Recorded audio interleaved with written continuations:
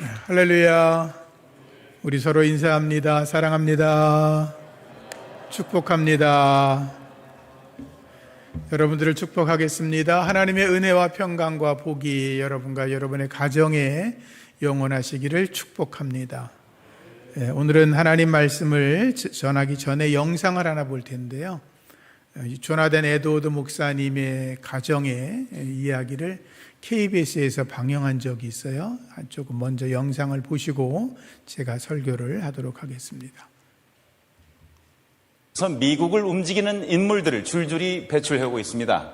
이 집안이 정치, 경제계와 법조계는 물론 학계와 종교계에 이르기까지 수백 명의 인재를 두루 배출할 수 있었던 배경이 무엇이었을까요? 이 집안의 위대한 유산은 다름 아닌 가족 간의 사랑이었습니다. 취재 황상무 특파원입니다. 미국 매사추세츠의 작은 도시 노스댐프턴. 도심 한가운데 고색 청년한 교회가 서 있습니다. 교회 앞에는 252년 전 이곳에서 목회를 했던 한 목사의 이름이 있고 교회 안에도 그의 부조가 걸려있을 정도입니다. 조나단 에드워즈. 그는 초기 미국 교회사에서 가장 우뚝 솟은 인물입니다. 식민지 시설, 순수한 복음을 강조해 대각성 운동을 일으키면서 절제와 여성 해방, 도덕과 박애라는 당시 유럽과는 구별되는 미국사의 특유의 가치를 만들어냈습니다.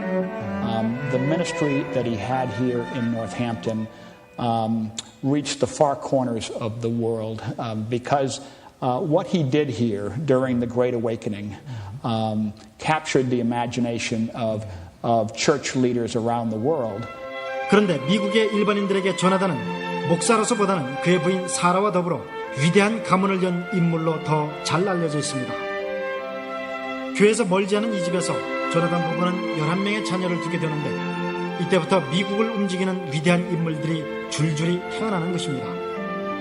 지금까지 8대를 내려오면서 부통령이 나왔고 주지사가 3명, 대학 총장이 13명, 인구 600만 이상의 대도시 시장이 3명, 장차관급 공무원이 82명, 변호사가 149명, 판검사 48명, 목사가 116명, 의사가 68명, 교수가 65명, 세계적인 사업가가 75명, 뛰어난 발명가가 25명이 탄생했습니다.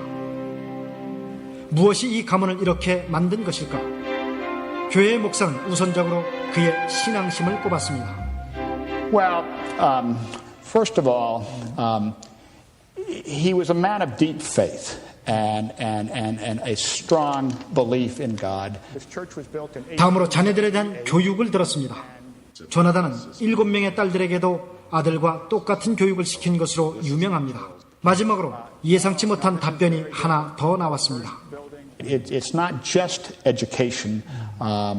It's also a loving heart and raising your children in an atmosphere of love.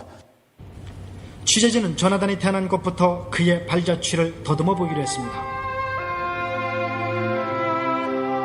석양이 넘어갈 무렵 코네티컷의 한 작은 시골 마을 그의 생가를 찾았습니다. 조나단은 원래 이 자리에 있었던 작은 시골 교회에서 태어났습니다. 그의 아버지 티모시가 세운 이 작은 시골 교회에서 조나단은 어린 시절을 보내면서 그의 평생의 밑거름이 된 독실한 신앙심과 그리고 인간에 대한 애정을 키우면서 자라났습니다. 시골의 이 작은 마을에도 그의 가족사는 전설처럼 남아 있었습니다. That they named the middle school in town after Timothy Edwards because of his forward thinking in educating his daughters. And back then, usually the women didn't know how to read and write. 자신이 11명의 자녀를 둔 것처럼 그 자신도 11명의 형제들과 어울리며 컸습니다. 이곳에서 그는 6살에 라틴어를 공부하고 13살은 히브리어와 그리스어를 완벽하게 구사했다고 합니다. 노스댐프턴의 교회에서 차로 10여 분 떨어진 미국식 공동묘지. 조나단과 사라의 표석이 서 있고 그의 11명 자녀들과 후손들의 무덤이 있는 것입니다. 마침 한국의 교회 관계자 몇 사람이 조나단의 가족 묘지를 찾았습니다.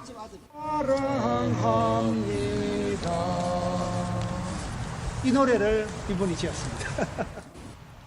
미국에서 조나단 에드워즈의 생애를 연구하고 있는 한국인 선교사는 이 가문의 성공을 조나단의 말과 행동의 일치에서 찾았습니다. 그리고 하나 더, 부부간의 두터운 사랑이 자녀들의 바른 성장을 도운 울타리가 됐다고 꼽았습니다. 특별히 또 이제 조나단 에드워즈와 세라 에드워즈는 부부의 금슬이 좋기로 유명했었어요. 그래서 사람들이, 목회자들이 집 찾아오면은 그분들의 금슬에 반해서 조나단의 후손들 가운데 2명이나 이곳 예일대학교의 총장을 지냈습니다. 또 조나단이 그랬던 것처럼 그의 후손들 수십 명이 이곳 예일대학교를 다니고 또 여기서 교수직을 지냈습니다. 예일대 고문소 도서관에는 조나단이 성경을 일일이 옮겨 쓰고 꼼꼼히 주석을 달아놓은 필사본 책이 고스란히 보관되어 있습니다. 하지만 그는 이곳에서 단순히 신학자로서가 아닌 당대 최고의 교양인으로서 지식의 지평을 폭넓게 넓혀갑니다. 예일대에는 지금 조나단 연구센터가 있습니다. 그의 사상과 또 그의 가문의 놀라운 성공을 연구하는 것입니다. 수석 연구원도 가문의 성공 비결로 1차적으로는 교육을 들었지만 그보다 위에 가족 간의 사랑을 꼽았습니다. I would say that first of all, cultivating closeness in a family was very important for the Edwardses. Jonathan himself, was a very loving parent. 조나단 가문과 정반대로 대대로 범죄자와 마약 중독자로 가득 찬 듀크스라는 가문과 비교해보면 사랑의 힘이 얼마나 큰지 알 수 있다고도 했습니다. 그는 특히 부부간의 사랑을 강조했습니다. He and his wife had a very loving relationship. He called it a spiritual union. So that was very important. And so that bond between father and mother helped to create the atmosphere of the whole family where they felt very close. 미국 최고 명문가의 비결은 독실한 신앙과 교육의 투자, 그리고 이보다 위에 가족 간의 사랑, 특히 부부 간의 금슬에 있었음을 그의 후손들과 이를 연구한 전문가 집단, 심지어 교회까지 인정하고 있었습니다. 당대에는 별로 열매가 없는 것 같은데 갈수록 열매가 커져가지고 정말 세계적인 위대한 가문이 되는 걸 보니까 심는 대로 거듭나는 걸 알 수 있습니다. 세계 제1의 사교육비와 조기 유학, 기러기 아빠라는 말이 생길 정도로 지독한 교육 열풍이 몰아치는 우리 사회에 조나단과 사라는 엄마 아버지의 사랑이 아이들을 크게 만들고 가문을 위대하게 만든다는 지극히 평범하고도 놀라운 사실을 일깨워 주고 있었습니다. 할렐루야. 조나단 에드워드 목사님의 가정은 여러분들이 보신 것처럼 신앙은 목사님의 가정이니까 기본이었고 그 위에 교육과 자녀들을 향한 사랑, 특히 부부의 사랑을 이야기하고 있죠. 여러분들의 가정도 그리스도 예수 안에서 믿음의 명문 가문을 세워가기를 축복합니다. 에드워드 목사님의 가정에는 분명한 가정의 가치, 그 신앙의 원칙이 몇 가지가 있었습니다. 첫째가 하나님께 영광이 되고 하나님이 기뻐하시는 일이라면 힘들어도 반드시 감당해야 된다. 그러나 하나님의 영광이 되지 않고 교회의 유익이 되지 않는 것이라면 절대로 해서는 안 된다라는 것이 첫 번째였고, 두 번째는 사람들의 잘못이나 허물을 볼 때 비난하지 말고 오히려 자기 자신을 깨끗하게 만드는 기회로 삼으라라고 했습니다. 세 번째는 모든 상황 속에서 덕스러운 말을 하고 남들에게 칭찬과 격려를 아끼지 말라는 것이었습니다. 그리고 이야기하는 것은 뭐냐 하면 너희들이 하는 말, 지금도 우리가 하는 말을 하나님께서 귀로 들으시는데 너희가 말하는 대로 하나님이 들으시는 대로 너희의 가문을 만들어 갈 거다라는 원칙이었습니다. 네 번째는 인생의 기회와 위기의 순간에 반드시 기도하고 반드시 성경의 원칙을 따라 살아가라 하는 것이었습니다. 다섯 번째는 죽은 후에 너희들이 하나님 앞에 어떤 평가를 받을지, 또 죽은 후에 너희 주변 사람들과 너희 자녀들이 너희에 대해서 어떤 평가를 내릴지를 생각하면서 오늘이 마지막 날인 것처럼 생각하며 살아가라 라고 하는 내용들이 있었습니다. 여러분들이 주님 안에서 하나님을 온전히 바라보고 섬기며 주 뜻 안에서 승리하기를 축복합니다. 하나님은 자기 백성에게 복을 주시는 분입니다. 하나님의 말씀을 따라 살아가는 자들, 그들에게 복의 복을 더하시고 번성케 하시고 더 번성케 하시는 분이십니다. 영혼이 잘된 같이 범사가 잘되고 강건하게 하시는 분입니다. 우리의 심령을 옥토처럼 만들어 하나님의 뜻대로 살아가면 하나님이 30배, 60배, 100배의 복을 더하여 주시는 분이십니다. 하나님 말씀을 날마다 묵상하면서 묵상한 대로 지켜 행하고 하나님의 복을 누리시기를 주의 이름으로 축복합니다. 오늘 본문의 말씀을 보면 본문의 말씀을 신명기 28장을 축복장이라 그럽니다. 그렇지만 1절부터 14절까지는 하나님의 축복에 대한 말씀이, 그 이후로는 저주에 대한 말씀이 담겨 있죠. 축복과 저주가 담겨 있는 말씀인데 1절부터 14절까지는 하나님의 말씀을 듣고 지키고 행하는 자들이 복이 있다라는 말씀을 하고 있습니다. 1절과 2절에는 하나님의 축복의 선언의 말씀이 있습니다. 오늘 우리가 읽은 말씀이죠. 내가 내 하나님 여호와의 말씀을 삼가 듣고 내가 오늘날 내게 명하는 그 모든 명령을 지켜 행하면 내 하나님 여호와께서 너를 세계 모든 민족 위에 뛰어나게 하실 것이라. 내가 내 하나님 여호와의 말씀을 순종하면 이 모든 복이 내게 임하여 내게 미칠 거다라고 하는 말씀입니다. 이 말씀의 가르침은 그거죠. 하나님이 우리에게 복을 주신다라고 선언하시는 겁니다. 그런데 아무에게나 주는 게 아니라 하나님의 말씀을 듣고 그 명령을 지키고 행하는 자들, 하나님 말씀을 따라 순종하는 자들에게 이런 복을 주신다라고 하는 축복의 선언인 거죠. 이 하나님의 복을 여러분들이 다 받을 수 있기를 주의 이름으로 축복합니다.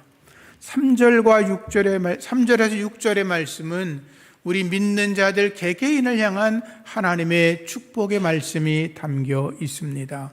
3절에는 기록되기를 내가 성읍에서도 복을 받고 들에서도 복을 받을 것이라 라고 말씀하고 있지요. 성읍과 들에서 복을 받는다는 것은 내가 모든 하고자 하는 일들 속에서 내가 하는 일마다 그것이 무엇이 됐든지 하나님의 뜻 안에서 행하는 것이라면 하나님이 복을 주시겠다고 하는 거죠. 로마서 8장 28절 말씀에 하나님을 사랑하는 자 곧 그 뜻대로 부르심을 입은 자들에게 모든 것이 합력하여 선을 이루신다는 말씀처럼 하나님의 뜻대로 그분의 부르심의 뜻을 따라 말씀을 듣고 지키고 행하는 대로 살아가면 하나님께서 여러분들에게 형통의 복을 더하여 주실 것입니다. 4절 말씀에는 내 몸의 자녀와 내 토지의 소산과 내 짐승의 새끼들이 복을 받을 것이다 라고 말씀하고 있습니다. 사람들이 자녀를 출산하고 그리고 들에 있는 모든 곡식들이 소산을 내고 그리고 짐승들이 새끼를 낳아 길러 나가는 것은 하나님께서 복을 주지 아니하시면 그것은 이루어질 수가 없는 것입니다. 우리가 자녀를 낳는 거 하나님의 은혜며 축복 아닙니까? 여러분들이 하는, 우리 중에 농사를 짓는 분이 많지는 않지만 우리가 땅에 나가서 세상에 나가서 장사를 하거나 사업을 하거나 직장에서 일을 하거나 무엇을 하든지 간에 하나님의 뜻 안에 있는 자들은 하나님이 형통하게 하시겠다고 하는 것 아니겠습니까? 하나님이 은혜를 주셔야 모든 것이 가능한 줄로 믿습니다. 여러분들이 주님 안에서 하나님의 뜻을 따라 살아가고 하나님의 복을 받아 믿음의 명문 가문을 세워가기를 주의 이름으로 축복합니다. 5절의 말씀에는 내 광주리와 떡반죽 그릇이 복을 받는다라고 했습니다. 광주리라고 하는 건 큰 광주리를 말하는데 곡식을 거둬들이거나 또는 열매를 따 과실을 얻으면 담는 광주리를 말하는 것입니다.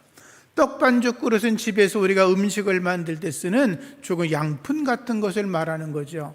그 말은 거기 떡반죽 그릇과 광주리가 복을 받는다는 것은 하나님께서 너희가 먹는 것, 마시는 것, 입는 것, 살아가는 모든 삶에 있어서 걱정거리가 없게 하겠다라고 말씀하고 있는 것입니다. 예수님께서 말씀하셨죠. 너희가 무엇을 마실까, 무엇을 먹을까, 무엇을 입을까 염려하지 말라고 말씀하십니다. 예수님 하시는 말씀은 너희가 먼저 그의 나라와 그의 의를 구하라. 그리하면 이 모든 것을 너희에게 더하여 주시리라 말씀하셨는데, 여러분들이 그런 약속의 말씀을 성취해 나가시기를 축복합니다. 이스라엘 백성들이 애굽을 떠나 나옵니다. 애굽은 먹을 게 많은 곳이었습니다. 농사가 잘 되는 곳입니다. 육축을 기르기에 너무나 좋은 곳입니다. 나일강 주변에는 흉년이 찾아와도 가뭄 걱정을 하지 않는 땅입니다. 너무나 좋은 곳이죠. 그런데 하나님께서 그들을 그 땅을 벗어나 약속의 땅으로 가라고 하십니다. 그런데 그들이 어디에 갑니까? 약속의 땅에 먼저 간 게 아니라 광야 사막을 지나야 됐습니다. 광야 사막은 말 그대로 먹을 곳이 없는 곳입니다. 마실 곳이 없습니다. 짐승들에게 먹이를 줄 풀도 자라지 않는 곳입니다. 그런데 하나님께서 40년 동안 그들이 광야길을 지나가는 동안 그들에게 먹을 것을 주셨습니다. 만나를 주십니다. 메추라기를 주십니다. 반석을 깨트려 물을 주십니다. 길을 지나가는 동안 의복도 신발도 해하지 않았다고 성경은 기록하고 있으니, 우리가 절망의 순간에 앞이 캄캄하다 할지라도 하나님만 바라보고 나가면 하나님이 그 고난을 지나가 우리에게 복의 복을 더하여 주신다는 말씀인 것입니다. 그 은혜가 여러분에게 임하기를 축복합니다. 엘리야 선지자가 아합 왕을 피해서 하나님의 명령을 따라 그리 시내가에 숨어 들어갑니다. 먹을 것이 없었습니다. 앞이 깜깜했습니다. 산속에서 그리 시내가에서 무엇을 먹고 살아갈 수가 있겠습니까? 그런데 성경은 말합니다. 까마귀가 아침과 저녁으로 떡과 고기를 공급해 주었다라고 말씀합니다. 하나님이 공급해 주시는 줄로 믿습니다. 그분 안에서 여러분들이 승리하십시오. 6절 말씀에는 이렇게 기록합니다. 내가 들어가도 복을 받고 나가도 복을 받을 것이다. 얼마나 복된 말입니까? 내가 집 안에 들어가 있어도, 집 밖에 나가도, 어느 곳에서도, 어떤 상황에서도 내가 하는 모든 일이 무엇이든지 하나님이 복을 주신다는 말씀 아닙니까?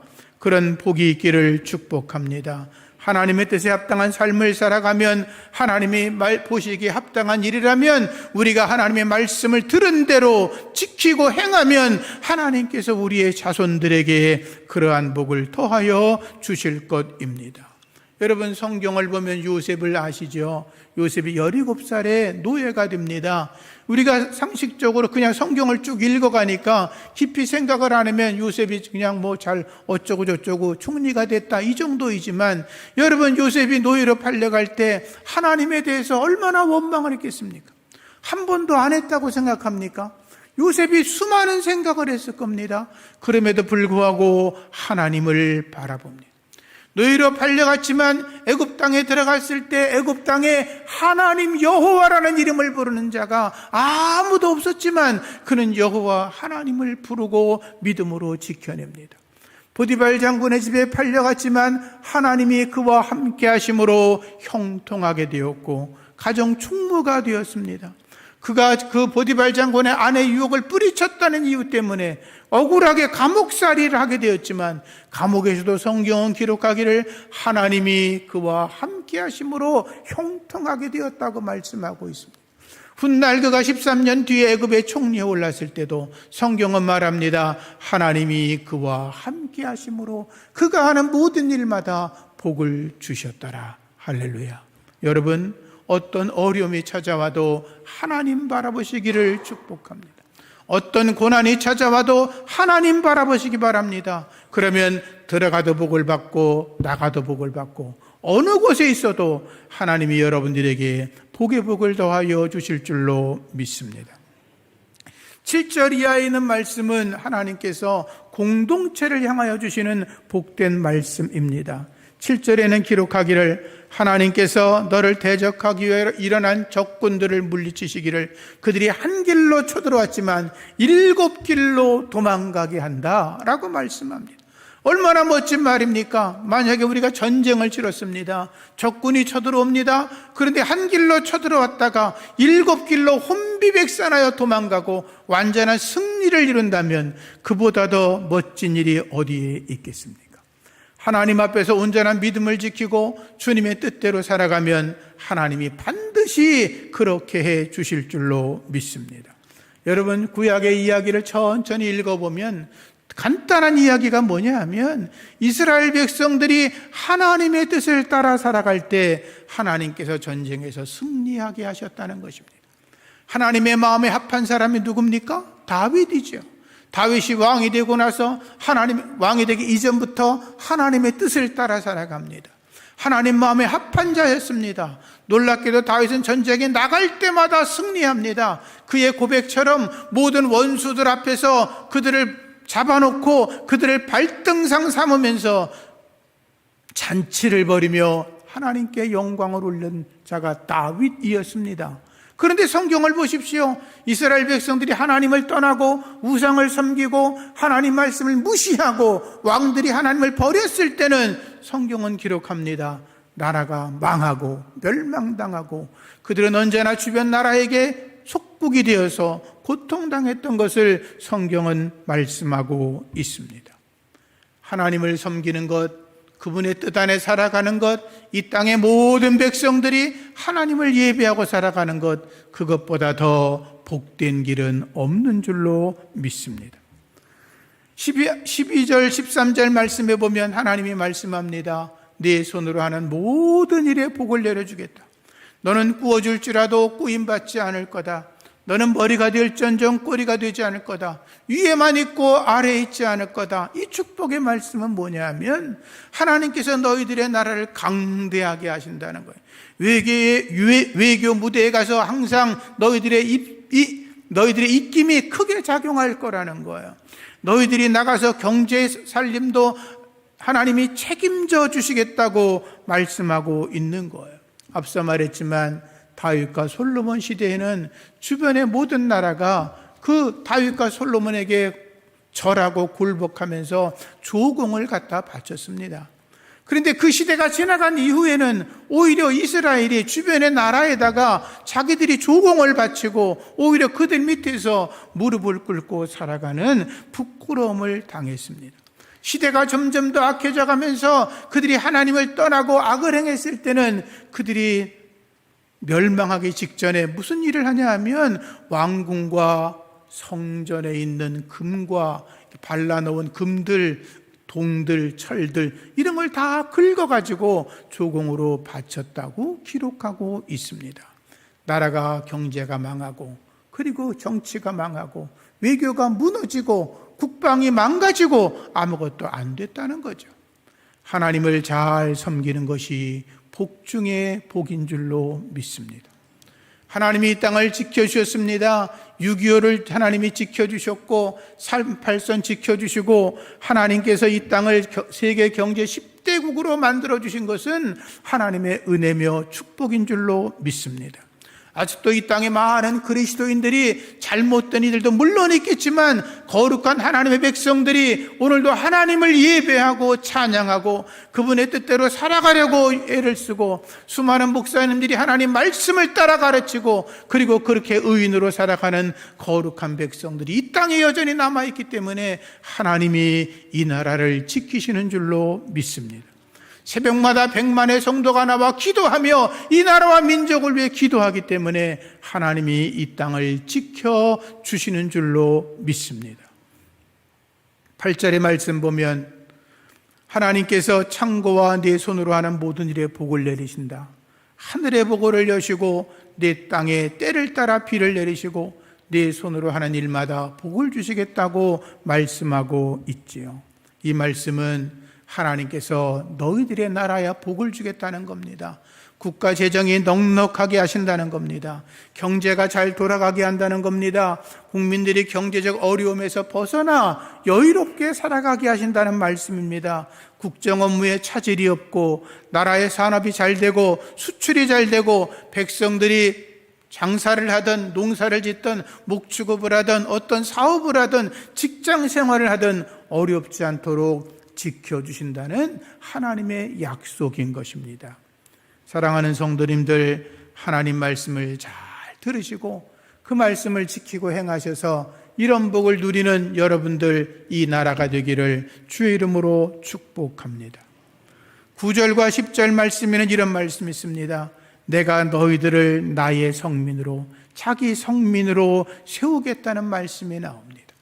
구약 성경을 읽다가 우리가 가장 중요한 말씀 중에 하나가 뭐냐면 하나님이 자기 백성을 향하여 말씀할 때 늘 이렇게 말씀합니다. 너희는 내 백성이 되고 나는 너희의 하나님이 된다 라고 하는 것입니다.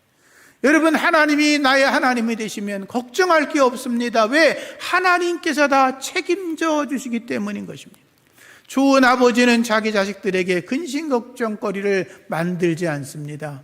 좋은 아버지를 둔 자식들은 살아가면서 크게 걱정하지 않습니다. 아까 조나단 에드워드 목사님의 이야기를 들으셨죠. 부부 사랑이 깊어지고 자식들을 뜨겁게 사랑하니까 자식들은 걱정하지 않습니다. 부모님이 가르치는 대로 하나님 말씀대로 살아가니까 대대에 이르러 위대한 가문이 되었고, 그리고 그 가문을 연구하는 그런 기관이 생길 정도로 놀라운 축복을 받지 않습니까?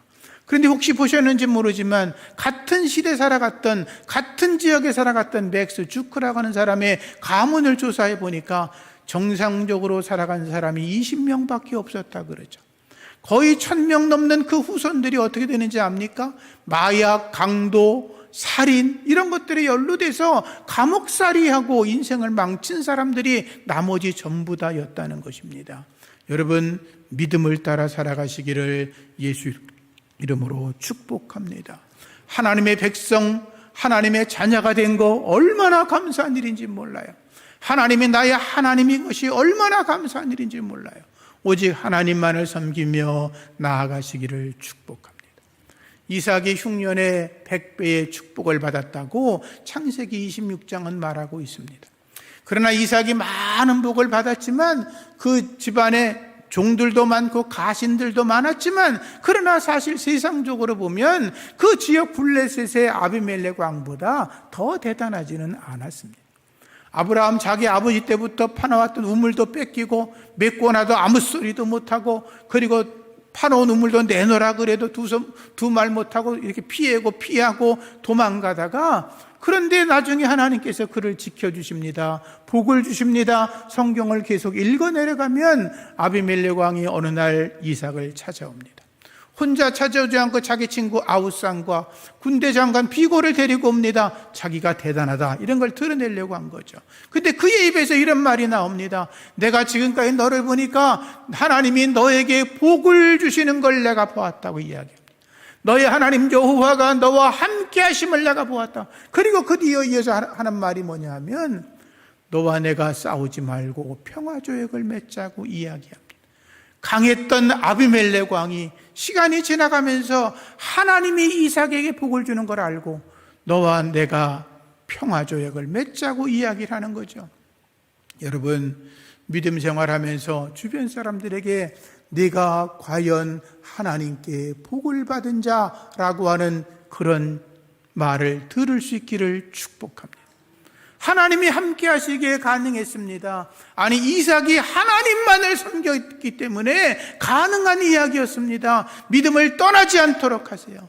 여러분, 세상에서 우리가 어려서 그렇게 배웠죠. 종교는 자유라고. 그 마귀 소리. 믿음은 자유가 아니에요. 하나님을 오직 섬겨야지. 그분을 떠나가 있는 것은 그건 마귀의 역사예요. 오직 하나님만 섬기는 복되는 가정이 되기를 예수 이름으로 축복합니다. 마지막 13절 14절에 이렇게 말합니다. 그 말씀을 떠나 좌로나 우로나 치우치지 말고 다른 신을 따라 섬기지 말라고 이야기합니다. 무슨 말이냐 하면 하나님의 말씀을 자기 멋대로 해석하지 말라 그 말이에요. 성경을 읽으면서 자기 생각대로 자기가 아는 지식으로 성경을 제한하지 말라는 거예요. 그리고 자기 생각에 좋은 것만 찾아가지고 살아가지 말라는 거예요. 다른 신을 섬기지 마라, 우상을 섬기지 말라는 말씀은 설명하지 않아도 아시겠죠. 여러분, 하나님의 말씀을 따라 살아가시기를 축복합니다. 시편 기자가 주의 말씀을 조용히 읊조리려고 내가 새벽녘에 눈을 떴나이다 라는 고백을 합니다. 무슨 말씀입니까? 이른 아침 일어나서 하나님의 말씀을 펼쳐놓고 이 말씀 속에서 하나님이 내게 무슨 말씀을 하시는가를 곰곰이 읊조리고 묵상하면서 거기서 받은 은혜대로 그날 하루하루를 살아갔다는 말 아닙니까? 그렇게 살아가는 자가 주 안에서 복된 줄로 믿습니다. 성경은 축복의 책입니다. 창세기부터 계시록까지 성경이 1189장으로 구성되어 있습니다. 그런데 성경에 하나님이 복을 주신다는 말씀이 한 500번 정도 기록되어 있습니다. 성경을 한 2장 정도 읽으면 하나님이 복을 주신다는 말씀이 있다는 거죠. 성경 한 장 읽는데 보통 천천히 읽으면 5분 정도 걸리죠. 한 10분 정도 내가 읽어가면 최소한 한 번쯤은 하나님이 내가 너에게 복을 줄 거야, 이런 내용의 말씀이 담겨 있다는 것 아닙니까? 여러분들, 주 안에서 우리는 복받은 사람인 줄로 믿습니다.